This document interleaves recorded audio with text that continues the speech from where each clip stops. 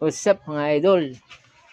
Flex lang itong aking hen na butcher clarets at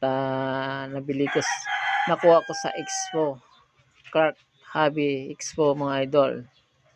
At saka ito yung palagi kong lemon, golden boy lemon mga lord. At pinares ko dyan. Titignan natin kung anong resulta mga idol. Tingin ko maganda-ganda rin kasi ganda ng tayo yung broodcock natin at saka katawan, bandiraan, kaliskisan yan mga idol, magandang kaliskis. Itong hen naman natin ano yan, Alansiaco mga lods, Alansiaco ES Game Farm ang pinanggalingan.